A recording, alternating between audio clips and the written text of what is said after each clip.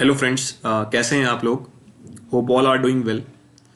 So guys, today we are going to discuss standard costing, and before starting the topic, let me introduce myself. My name is CMA Hem Tripathi, and I am a working professional. I have worked with big manufacturing companies like Nestle and Kellogg's, so I have a good costing experience. So guys, I want to give you the practical exposure how standard costing and budgeting is done in the organizations. Trust me guys, this video will not only help you in the examinations but as well as in the interviews. So let's start guys. अभी तक आपने जो standard costing के बारे में पढ़ा होगा, कितना खर्चा लगना चाहिए था और कितना खर्चा लगा, उसके डिफरेंस को हम लोग क्या कहते हैं? वेरिएंस कहते हैं. बट गाइस, कभी आपने सोचा है कि ये जो जितना खर्चा लगना चाहिए था ये कैलकुलेट कैसे किया जाता है, क्या इसकी एक्सरसाइज कैसे होती है ऑर्गेनाइजेशन में? तो let me give you the just brief idea about this. So guys, अगर आप यहां पे देखेंगे,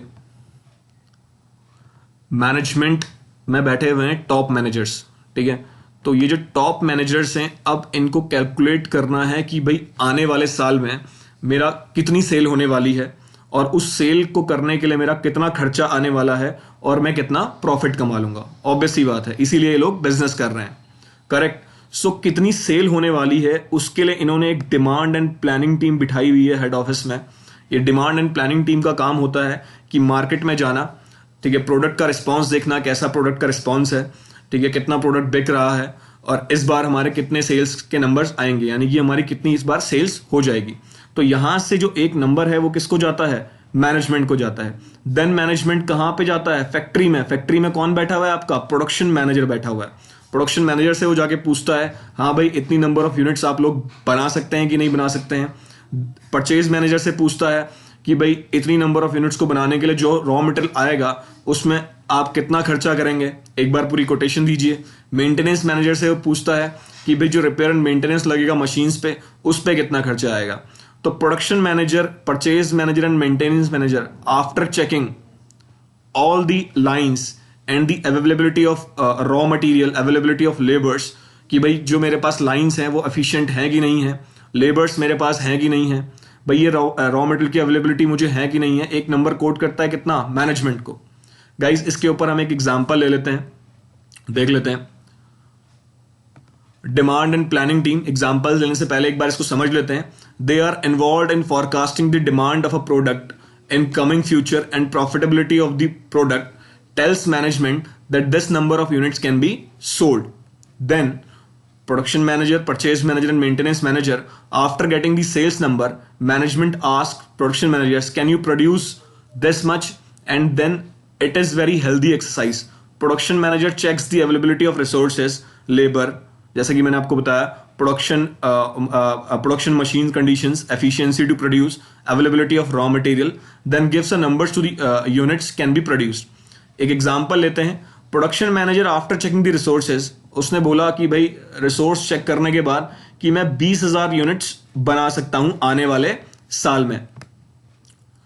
ठीक है, can be produce. Then management allocates a budget. अब मैनेजमेंट क्या करता है? मैनेजमेंट के पास क्या है? पास्ट के नंबर्स हैं, जो साल जा चुके हैं उसके नंबर्स हैं. उसको पता है कि भाई मेरा जो ये प्रोडक्ट बनता है इसमें रॉ मटेरियल का खर्चा कितना आता है, लेबर कितना आता है, ओवरहेड कितना एलोकेट होता है. तो उसने क्या किया? कोटेशन सेट कर दी मैनेजमेंट ने. उसने कहा 20,000 यूनिट्स को बनाने के लिए 20 रुपए का खर्चा आएगा रॉ मटेरियल का. लेबर का खर्चा कितना आएगा मेरा? 10,000 घंटे लगेंगे और 40 रुपए मेरा 1 घंटे का है, तो 4 लाख रुपए मेरा ये आ जाएगा. ओवरहेड की कॉस्ट मेरी 12 लाख की आती है, तो टोटल कॉस्ट मेरी कितनी आएगी? 20 लाख की आएगी. तो गाइज, ये जो मैनेजमेंट ने नंबर दिया 20 लाख रुपए, इसको हम बोलते हैं the above cost is known as estimated cost that will going to occur. ठीक है, इतनी लगेगी. अभी ये नहीं है कि इतनी ही लगेगी, क्या है ये? इतनी लगेगी. इसको हम क्या बोलते हैं? Estimated cost. प्रोडक्शन मैनेजर ने कहा रुको भाई, रुको रुको रुको, सुनो, इन्फ्लेशन आएगा अगले साल 10%, तो जो 4 लाख की कॉस्ट है मेरी रॉ मटेरियल की, वो 4,40,000 की हो जाएगी. भाई लेबर काम कर रहा है, उसकी तनख्वाह बढ़ानी पड़ेगी, महंगाई है, 20% उसकी वेज रेट बढ़ेंगी, तो 4 लाख की मेरी लेबर कॉस्ट कितनी हो जाएगी? 4,80,000 की हो जाएगी. अब मेरी जो मशीन्स हैं वो पुरानी हो चुकी हैं, तो मुझे क्या करना पड़ेगा? कैपिटल एक्सपेंडिचर करना पड़ेगा. उस कैपिटल एक्सपेंडिचर को करने में कुछ खर्चा आएगा. ठीक है, कैपेक्स का जो खर्चा होता है वो डेप्रिसिएशन के रूप में हम एलोकेट कर देते हैं. ठीक है। रिपेयर मेंटेनेंस ने बोला कि भाई इन मशीन्स के ऊपर मेंटेनेंस भी होगा, तो 1 लाख रुपए का ओवरहेड की कॉस्ट बढ़ेगी, तो टोटल 12 लाख से कितना हो गया, 13 लाख हो गया। तो यहाँ पे रिवाइज कॉस्ट कितनी आ गई आपकी, 12,50,000, जो कि पहले कितनी आ रही थी आपकी, 22,50,000, जो कि पहले कितनी आ रही थी आपकी, 20 लाख रुपए आ रही थी। तो सीधा सीधा यहाँ पे 2.5 लाख रुपए बढ़ गए। So the revise cost is known as budgeted cost और standard cost that shall going to occur, ये after negotiating with the management. ठीक है, तो भाई फैक्ट्री ने क्या क्या किया इसके ऊपर, इन्फ्लेशन का इफेक्ट ले लिया, ठीक है, जो मेरे कैपेक्स होंगे उसका इफेक्ट ले लिया, लेबर की वेज रेट बढ़ेगी उसका इफेक्ट ले लिया, तो इसको हम क्या बोलते हैं, बजटेड कॉस्ट। तो बजटेड कॉस्ट और एस्टिमेटेड कॉस्ट में ये डिफरेंस होता है, जो आपकी एस्टिमेटेड कॉस्ट होती है that will going to occur, and जो बजटेड कॉस्ट होती है that shall going to occur. तो गाइज आपको ये डिफरेंस समझ में आया होगा, ठीक है। Difference in standard cost and actual cost आपको पता है, उसको वेरिएंस कहते हैं। अब गाइस होता क्या है, जब यहां पे एक नंबर दे दिया 22,50,000 का कोट करके, किसको, प्रोडक्शन मैनेजर को, मेंटेनेंस मैनेजर को, परचेज मैनेजर को, अब इसके ऊपर अगर ये लोग खर्चा करते हैं तो गाइस मैनेजमेंट चुप बैठने वाला नहीं है। उन लोगों ने इनके क्या किए हैं, केपीआई सेट किए हुए हैं, तो अगर ये इस नंबर को मीट नहीं करते हैं तो इनके बोनस काट लिए जाएंगे, इनकी जो बोनस की जो परसेंटेजेस होती हैं वो काट ली जाएंगी, सैलरी की कटेगी इनकी। Production manager are given KPI to maintain the budgeted cost, otherwise their bonuses will be deducted basis on performance. Quite obvious guys. अब एक बार हम इस डेफिनेशन को पढ़ लेते हैं स्टैंडर्ड कॉस्टिंग की। Standard costing is a technique, क्या है ये, एक टेक्निक है used for identifying the differences और variances between actual cost of the good that were produced, जो कि एक्चुअली में बने हैं, and cost that should occurred, इतना लगना चाहिए था, उसको हम क्या बोलते हैं, बजटेड कॉस्ट या फिर standard cost. Guys budgeted cost और स्टैंडर्ड कॉस्ट सेम होता है, कहां पे डिफरेंस होता है इन दोनों में वो हम आगे आनी वीडियोस में डिस्कस करेंगे, बट अभी के लिए मान लीजिए कि बजटेड कॉस्ट और स्टैंडर्ड कॉस्ट क्या होता है, सेम होता है। So difference of above is known as variance, दोनों के डिफरेंसेस को हम क्या कहते हैं, वेरिएंस कहते हैं। आगे पढ़ लेते हैं। Every business is driven by sales and profit, every businessman wants to know what the growth is and where the company is going. So to calculate the estimated profit, वो अपने estimated profit को calculate करने के लिए क्या निकालता है, budgeted sales निकालता है और budgeted cost निकालता है। तो guys यहाँ पे standard costing के दो objective हैं, एक तो क्या है variance calculate करना और दूसरा क्या है estimated profit को calculate करना। गाइज नीचे एग्जाम्पल है, इसको बहुत अच्छे से हम लोग सॉल्व कर पाएंगे। एक बार हम थोड़ा आगे आते हैं, देखते हैं। अब अगर आप यहां पे देखेंगे कंपोनेंट जो होते हैं कॉस्ट के, वो क्या होते हैं, डायरेक्ट मटेरियल होता है, डायरेक्ट लेबर होता है और मैन्युफैक्चरिंग ओवरहेड्स होता है। गाइस डायरेक्ट मटेरियल आपने ये सुना होगा कि भाई डायरेक्टली जो कि एलोकेबल है मेरे प्रोडक्ट के साथ, वो मेरा क्या होता है, डायरेक्ट मटेरियल होता है। मैंने अपनी आने वाली वीडियोस में पूरा का पूरा डिस्क्राइब करके बताया है कि डायरेक्ट मटेरियल में क्या क्या आता है। गाइस उसको हम आने वाली वीडियोस में डिस्कस करेंगे। सो अभी हमारा जो मेन फोकस है, पहले जो फोकस रहेगा वो किसके ऊपर रहेगा, हमारा डायरेक्ट मटेरियल के ऊपर रहेगा। Why standard costing, standard costing क्यों भाई, हेल्प्स इन परफॉर्मेंस इवैल्यूएशन। अब परफॉर्मेंस इवैल्यूएशन में कैसे हेल्प करता है भाई, मैंने कहा कि मेरा 300 लगना था और मेरा कितना रहा है, 350 लग रहा है, तो ये जो 50 रुपए मेरा एक्स्ट्रा लग रहा है, ठीक है, कहीं ना कहीं मेरी परफॉर्मेंस क्या कर रही है, लैग कर रही है। अगर मेरा 250 लगता तो मैं क्या कहता, कहीं ना कहीं मेरी परफॉर्मेंस अच्छी है।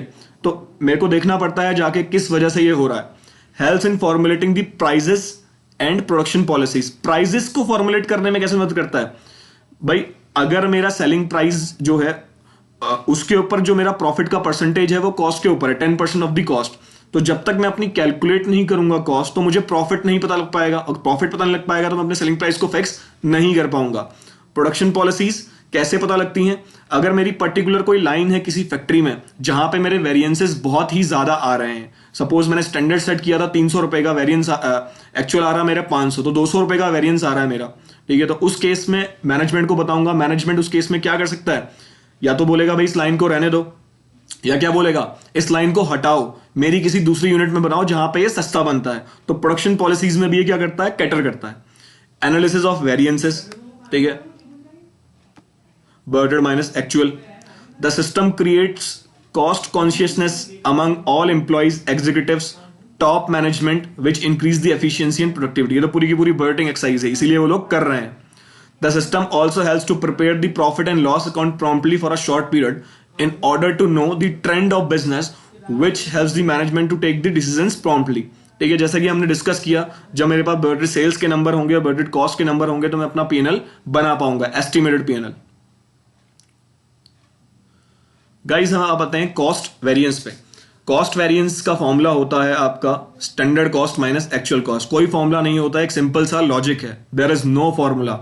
कॉस्टिंग में कोई फॉर्मूले नहीं होते गाइस, सिर्फ और सिर्फ क्या होते हैं, लॉजिक्स होते हैं. ठीक है, so direct material cost variance को हम डिस्कस करते हैं एग्जांपल से, और उसके बाद देखेंगे आगे बहुत सारी चीजें हैं समझने के लिए. एबीसी लिमिटेड मैन्युफैक्चरर्स चॉकलेट्स बनाती है एबीसी लिमिटेड.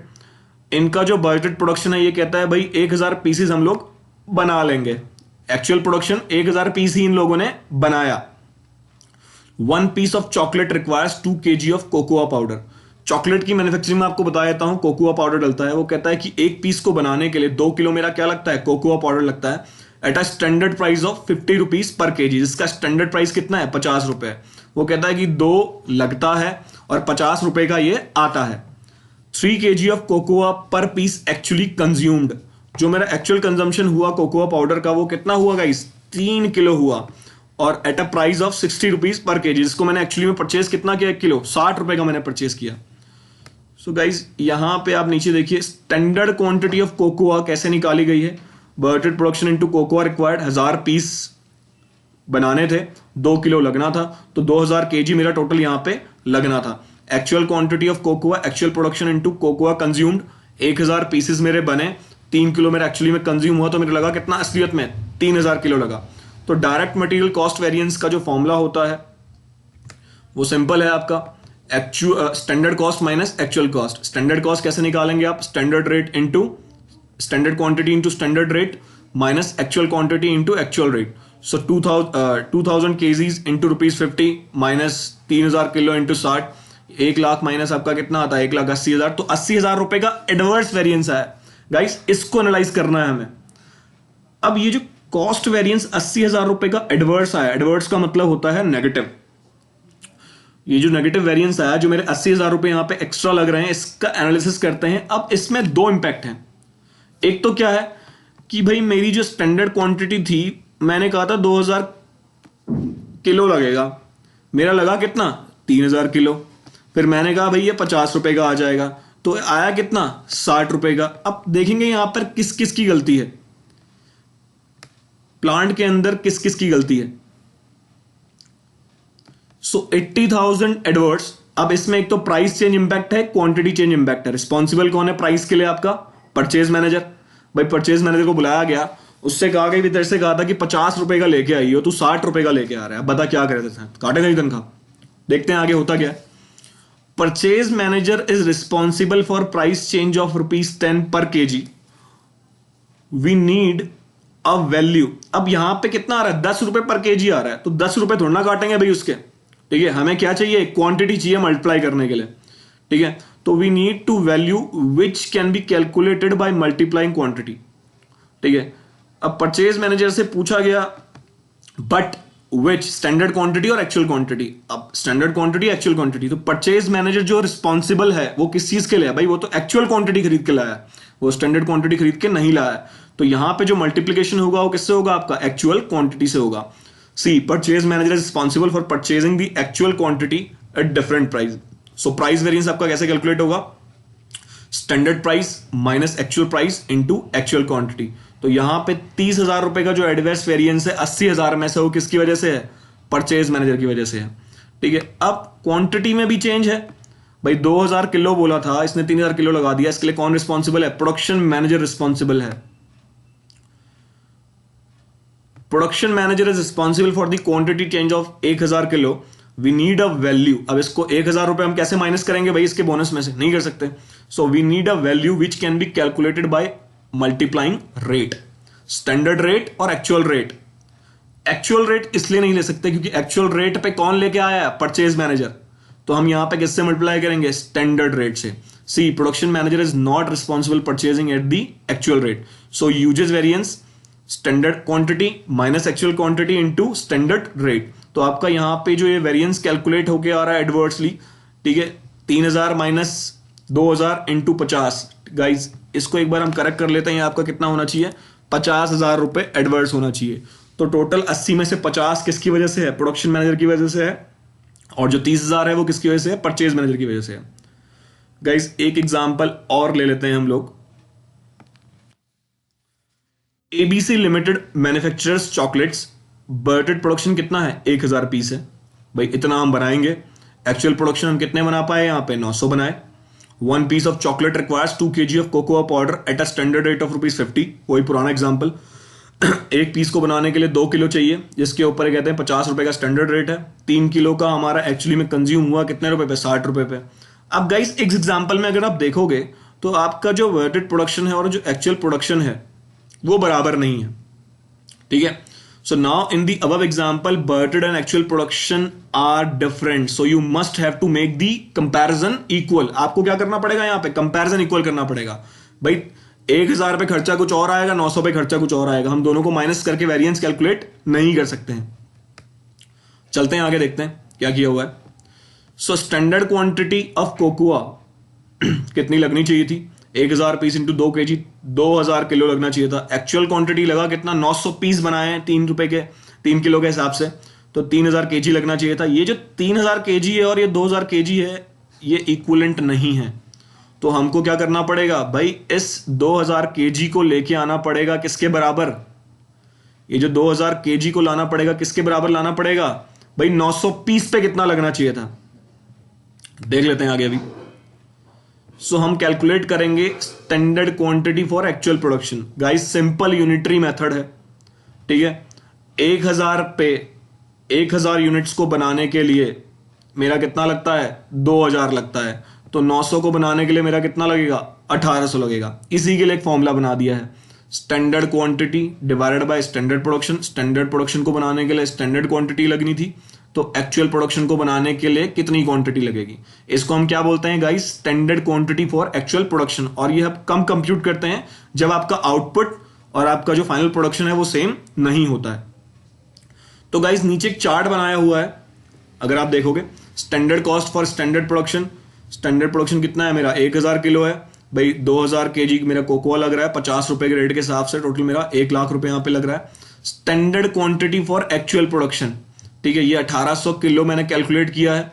यहां पर 50 रुपए का मेरा रेट है। टोटल अमाउंट कितना आ गया मेरा? यहां पे 90,000 रुपए आ गया, ठीक है। Actual cost for actual production मुझे मालूम है भाई, अब मैं इसको इक्विवेलेंट टर्म्स में कंप्यूट कर चुका हूं। 900, 3000 किलो मेरा लगना चाहिए था, 60 रुपए के हिसाब से कितना आ गया मेरा? ये 1,80,000 आ गया यहाँ पे। अब यहां पे कंप्यूट करता हूं मैं डायरेक्ट मटेरियल कॉस्ट वेरिएंस अपना। तो standard cost for actual production minus actual cost, वो मैं ऊपर निकाल चुका हूं। 90,000 माइनस 1,80,000, 60,000 रुपए मेरा क्या आ रहा है? एडवर्स आ रहा है यहाँ पे। Direct material price variance, standard price minus actual price into actual quantity. तो 50 माइनस 60 इंटू 3000 मेरा कितना आ रहा है? 30,000 रुपए एडवर्स मेरा ये आ रहा है price variance. Guys uses variance आप कैलकुलेट कर सकते हैं, देखिए कितना आ रहा है यहाँ पे। क्या होता है formula? Standard quantity for actual production minus actual quantity into standard rate. तो 1800 माइनस 3000 इंटू 50, 60,000 रुपए मेरा एडवर्स ये आ रहा है। टोटल मेरा 90,000 रुपए का कॉस्ट वेरिएंस था, जो कि मेरा यहाँ पे रिकंसाइल कर रहा है। सो गाइज आज इस वीडियो को हम इतना ही रखते हैं। मैं अपने आगे आने वाले लेक्चर्स में और आगे आने वाली वीडियोस में और भी अलग अलग केसेस आपके साथ डिस्कस करूंगा। कोशिश करूंगा कि वीडियोस में मैं कुछ प्रैक्टिकल एग्जांपल्स डाल सकूं और अच्छे, जो कि आपको हेल्प करें आपके एग्जामिनेशंस में भी और इंटरव्यूज में भी। सो गाइज होप गाइज आपको ये वीडियो पसंद आई होगी। सो गाइज इस वीडियो को लाइक करें, सब्सक्राइब करें और शेयर करें।